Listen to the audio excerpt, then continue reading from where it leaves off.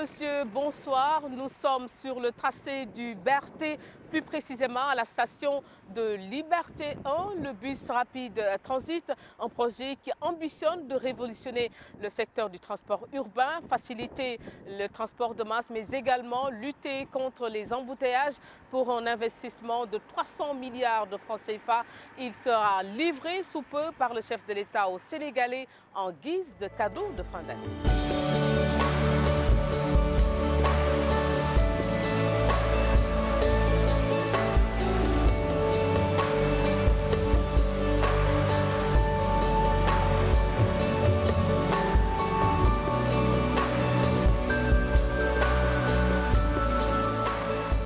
Bonsoir et bienvenue à tous. Entretien avec reçoit ce soir le directeur général du CETUD, le Conseil exécutif des transports urbains durables, Thierno Birahim Aw. Bonsoir Monsieur Aw. Bonsoir Anne. Alors après plusieurs mois de travaux, nous voilà à la fin. Le bus rapide transit, un projet innovant, très attendu par les Sénégalais. Quelle est la pertinence d'un tel projet? Vous savez, le véritable enjeu, c'est de placer Dakar dans la compétition internationale des villes pour en faire une ville économiquement performante, respectueuse de l'environnement et qui tient compte de l'inclusion sociale. Quand nous savons que les externalités négatives liées au transport routier nous coûtent quasiment 900 milliards de francs CFA, ce sont des pertes économiques qui sont de l'ordre de 6% de notre PIB. Il était urgent d'opérer un certain nombre de transitions pour rendre cette ville compétitive et trouver les moyens de lutter contre la congestion routière, la pollution de l'air qui nous coûte extrêmement cher. Il faudrait saluer ici, Anne, les transitions opérées par le chef de l'État. À la fois la mobilité collective, mais aussi la transition énergétique et numérique qui encadre cette transformation urbaine qui est portée par le bus rapide transit.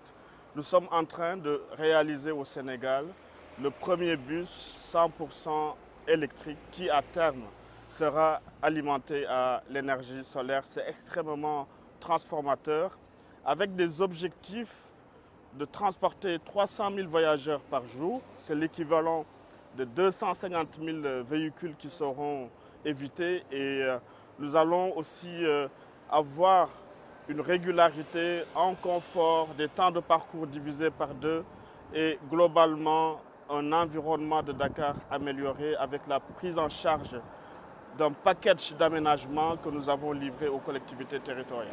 Vous l'avez dit, le BRT arrive dans un contexte de changement climatique. Comment vous avez pris en compte ce volet environnement?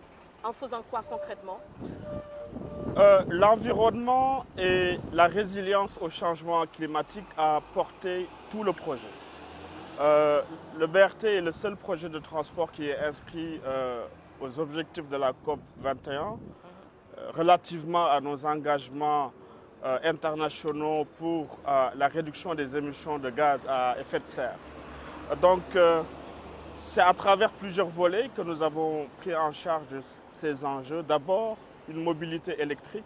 C'est extrêmement important dans la mesure où nous sommes sur les zones les plus densément peuplées et congestionnées de Dakar. Demain, nous sommes sur zéro émission polluante avec ce transport capacitaire. Vous l'avez vu, nos stations sont autonomes en énergie solaire. Il y a aussi un programme d'aménagement paysager que nous avons mené avec le ministère de l'Environnement, un reboisement compensatoire.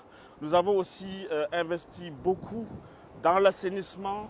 C'est pour rendre l'infrastructure résiliente au changement climatique. Comme vous le savez, les villes côtières africaines sont les plus vulnérables aux effets de ces changements climatiques. Globalement, le bus BRT, les 121 bus dans une première phase articulée, 100% électrique, vont permettre des économies de 59 000 tonnes de CO2 par an. En termes de financement, combien le BRT a coûté à l'État du Sénégal?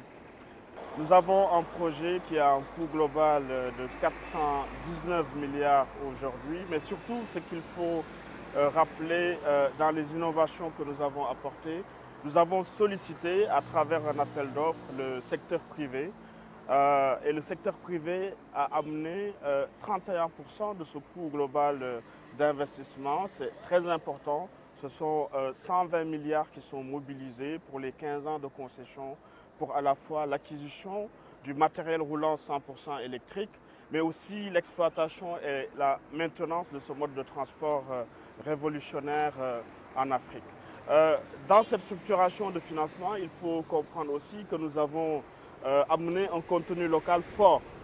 Nous avons mobilisé le fonds 6 qui porte 30% aujourd'hui de participation pour l'État du Sénégal et pour les opérateurs locaux.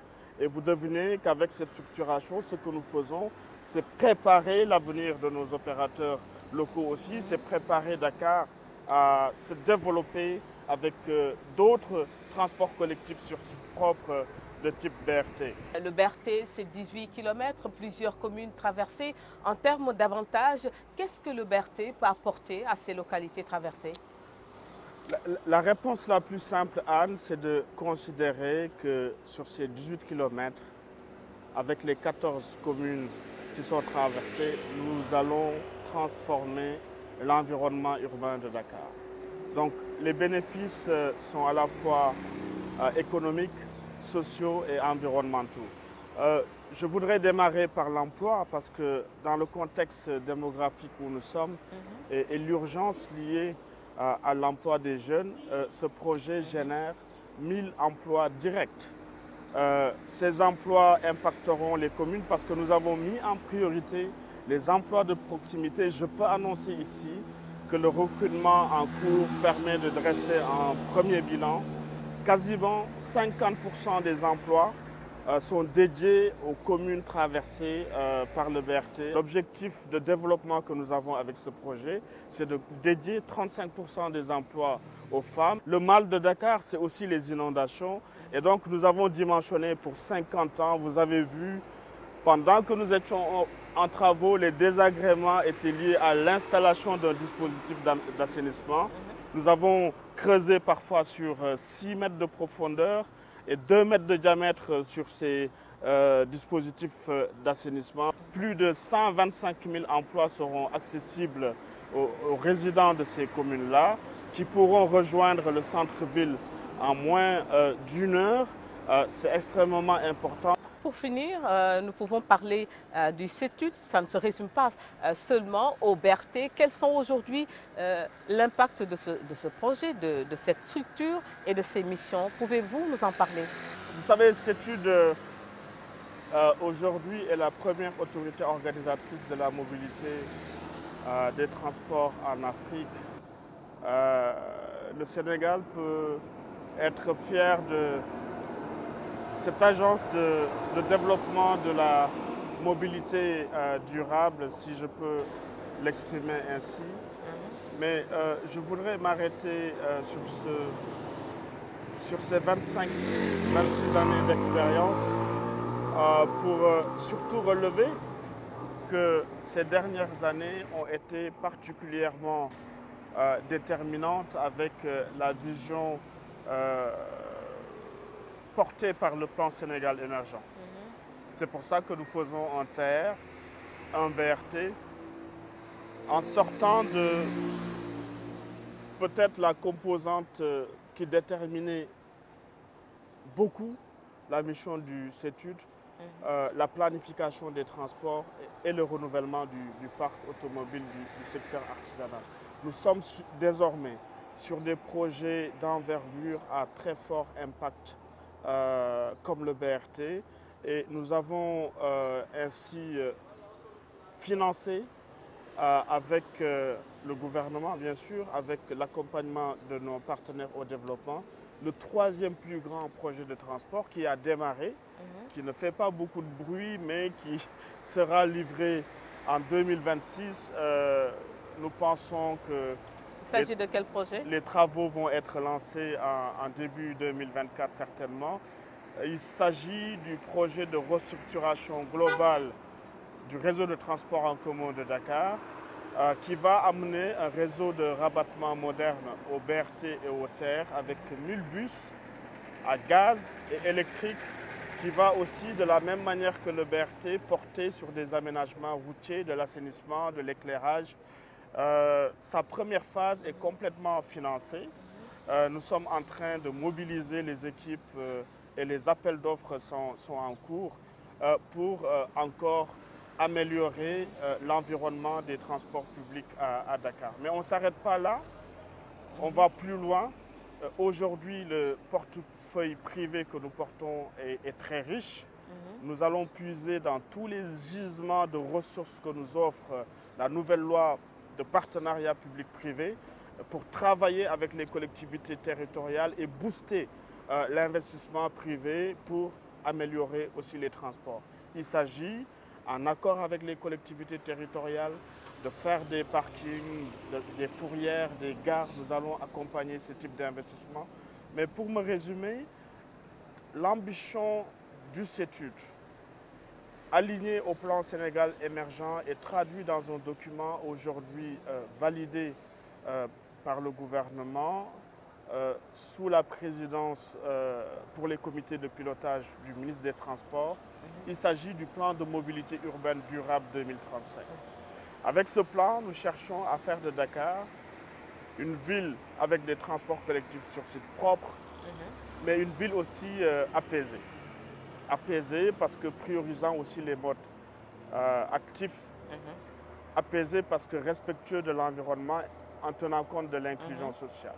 Avec ce plan et la démonstration qui a été faite avec le BRT, nous allons viser 7 lignes pour 175 km de transport collectif sur site propre. Nous allons aussi viser 175 km de pistes cyclables avec des pôles d'échange intermodaux.